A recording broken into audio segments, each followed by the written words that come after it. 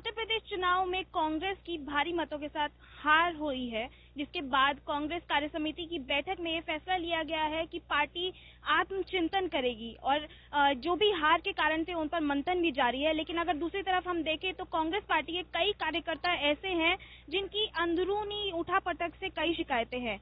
अगर हम आज कांग्रेस मुख्यालय की बात करें तो यहाँ पर उत्तर प्रदेश कांग्रेस के कई कार्यकर्ता इकट्ठे हुए हैं अपनी शिकायत कांग्रेस की सेंट्रल लीडरशिप तक पहुंचाने के लिए। इनका यही कहना है कि भले ही प्रियंका गांधी वाड्रा ने अपने प्रदेश में बहुत मेहनत की है, लेकिन पार्टी में कई ऐसे लोग हैं जिनके कारण से कांग्रेस पार्टी की इतनी बुरी हालत हुई है उत्तर प्रदेश में। आइए उन लोगों से बातचीत करते हैं कि आखिर क्या कारण है कि आज वे सब लोग यहाँ कांग्रेस के मुख्यालय में इकट्ठे हुए हैं।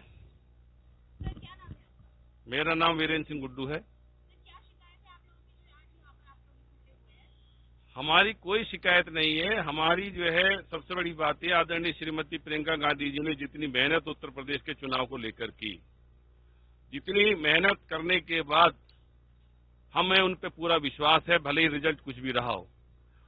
रिजल्ट की एक समीक्षा करने के लिए कि क्या कारण रहे जिसके चलते हमारे जो है चुनाव में परिणाम अच्छे नहीं आ पाए, उसके लिए आदरणीय श्रीमती प्रियंका जी को हम ये कहने के लिए आए, क्योंकि लोकसभा चुनाव भी बहुत नजदीक है जो आदरणीय राहुल जी के नेतृत्व में लड़ा जाएगा।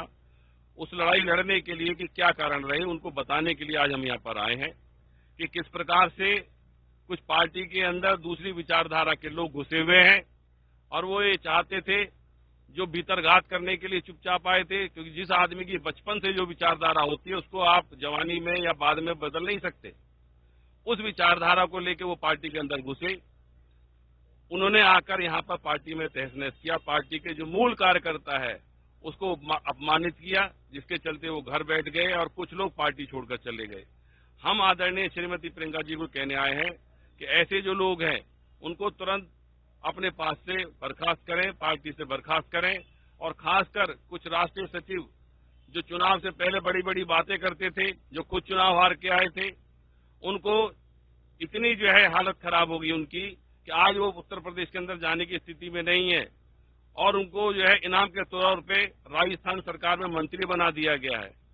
तो मेरा मानना यह है कि ऐसे लोगों को जिन्होंने पार्टी के साथ धोखा दिया है उनको मंत्री पद से भी तुरंत बर्खास्त कर देना चाहिए और पार्टी में पुनर्गठन की प्रक्रिया चालू करनी चाहिए, जिससे कि 2024 में हम चुनाव जीत सकें। आत्ममंथन की आप लोग बात कर रहे हैं, तो कल कांग्रेस कार्य समिति की बैठक भी हुई है जिसमें ये बोला गया है कि कांग्रेस पार्टी तैयार है आत्ममंथन करने के लिए कि आखिर क्या वजह रही जिनके कारण से वो ये जो चुनाव है उनमें हारी है। लेकिन आप लोगों का कहना है कि कुछ लोग हैं जो अंदरूनी रूप से कांग्रेस को कमजोर करने की कोशिश कर रहे थे। कौन लोग हैं? ये बीजेपी और आरएसएस के भेजे हुए एजेंट हैं जो पैसा लेकर यहाँ काम कर रहे हैं। नाम सब जानते हैं, नाम लेके वो नेता तो है नहीं, मैं उनका नाम क्यों लूं? लेकिन जो भी लोग हैं आप लोगों का सब जानते हैं कैसे सलाहकार हैं जो कांग्रेसियों को गाली देते हैं। कांग्रेस पार्टी के कई नेता हैं जिनके सलाहकार उनको बताते हैं कि चुनावों में किस तरीके से आगे बढ़ना है, तो आप पर्टिकुलरली किसकी बात कर रही हैं? एक सलाहकार हैं जो बहुत मशहूर सलाहकार हैं, उनको पूरा प्रदेश जानता है, और टिकट वितरण में जितनी धांधली की गई है वो सब उन्हीं के माध्यम से करी गई है। हमारे यहाँ उन्होंने किया ये है कि कांग्रेस जनों को टिकट ही नहीं मिला, बहुत मिनिमम मिला है। मैं कोई है क्या उनका नाम लूं? अभी नाम ले लूंगा तो अंदर से पीड़ा होती है, क्या नाम लूं उनका? उन्होंने टिकट वितरण कैसे किया ये मैं आपको बताना चाहूंगा। उन्होंने अपनी एक सर्वे एजेंसी ला के पीवाईसी ऑफिस में लखनऊ में बैठा ली यूथ कांग्रेस में। उसके बाद उन्होंने बाहर टिकट की डील करी, जैसे ही डील हो गई उन्होंने अपने सर्वे वाले एजेंसी से बोला कि इसका नाम विधानसभा से भेज दो। सपा और बीजेपी के कहने के हिसाब से डमी प्रत्याशी उतरवा दिए गए पैसे लेकर, और सर्वे में उसी का नाम दे दिया गया जिससे उन्होंने डील करी, जिससे उन्होंने पैसा लिया। इसलिए ये हार हुई है। ये हार प्रियंका गांधी जी की या कांग्रेस की हार नहीं है, ये हार उन धोखेबाज सलाहकारों की वजह से हुई है जो आरएसएस बीजेपी के एजेंट हैं। पहले अन्ना मूवमेंट में शामिल थे, उसके बाद पंकज सिंह, राजनाथ सिंह जी के बेटे पंकज सिंह के यहाँ काम करके आए और वहां से प्लांट कर दिए गए आरएसएस के माध्यम से इस कांग्रेस पार्टी के अंदर। चलिए अब कुछ विमेन कैंडिडेट से उनकी भी बात करते हैं, क्योंकि कांग्रेस पार्टी ने कई ऐसे वादे किए थे कि 40% टिकट जो है वो विमेन कैंडिडेट्स को दिए जाएंगे, लेकिन उसके बाद कई ऐसे आरोप भी लगाए गए कांग्रेस पार्टी के ऊपर कि टिकट वितरण में कुछ धांधलीबाजी हो रही है, पैसा खिलाया जा रहा है, जिसके बेसिस पर ये टिकट दिए जा रहे हैं। आपका क्या नाम है? मेरा नाम पारुल चौधरी है। यहाँ पर इकट्ठे हुए हैं, आप जैसे जानते हैं कि उत्तर प्रदेश चुनावों से पहले ऐसे कई आरोप लगाए गए थे कि टिकट वितरण में धांधलीबाजी की जा रही है। बिल्कुल बिल्कुल, मैं तो कहती हूँ मीडिएटर में जो हमारा मैनेजमेंट था, प्रियंका गांधी जी ने इतनी मेहनत करी है कि शायद ही अब तक किसी ने करी हो, परंतु अगर हमारा ये नारा कहीं पे ढीला पड़ गया, मैं लड़की हूँ लड़ सकती हूँ, उसका कारण जो है वो मिडिल मैनेजमेंट है।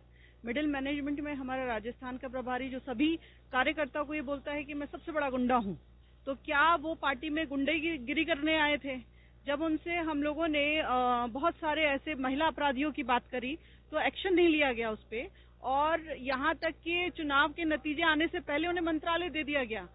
ऐसी कौन सी हमें खुशी हुई कि हमने उन्हें मंत्रालय दिया? तो सवाल बहुत सारे हैं, और बिना वजह बिना कारण बताओ नोटिस एक नया ट्रेंड चलाया इन लोगों ने कि जब भी इन्हें किसी की बात बुरी लगती है, विरोधी लगता है, ये उसको निष्कासित करते हैं रातों रात, उसको लेटर भी नहीं दिया जाता और उसके बाद उसकी सुनवाई बंद कर दी जाती है।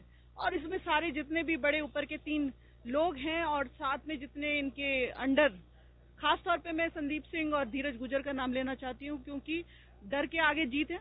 हमारे नेता खुद कहते हैं कांग्रेसी हैं तो अपनी बात रखिए। तो जो दलाल हैं आज उन्हीं के लिए आए हैं, दलालों की खिलाफत होगी। हमारे नेता को हराने में उन दलालों ने ही सबसे बड़ा योगदान निभाया, जिनके ऊपर पूरी जिम्मेवारी सौंप दी गई, और ये भी हमारे लिए एक बहुत घातक सिद्ध हुआ कि हमने पूरी की पूरी शक्ति जो है कुछ लोगों के हाथों में समाहित कर दी। आज के वक्त में वो अपने आप को कांग्रेस कहते हैं, कांग्रेस वहां नहीं, कांग्रेस यहाँ है। धन्यवाद।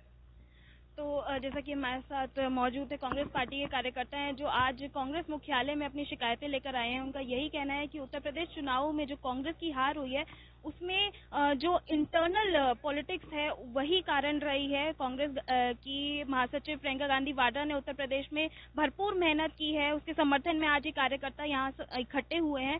लेकिन उनका यही कहना है कि जो लोग गलत सलाह देते हैं प्रियंका गांधी वाड्रा को, जो जमीनी कार्यकर्ताओं से प्रियंका गांधी को मिलने नहीं देते हैं, उनको कड़ी से कड़ी सजा दी जाए, क्योंकि उन्हीं के कारण से आज कांग्रेस की ये हालत हुई है उत्तर प्रदेश में। मैं न्यामिका सिंह, दिल्ली से, ईटीवी भारत के लिए।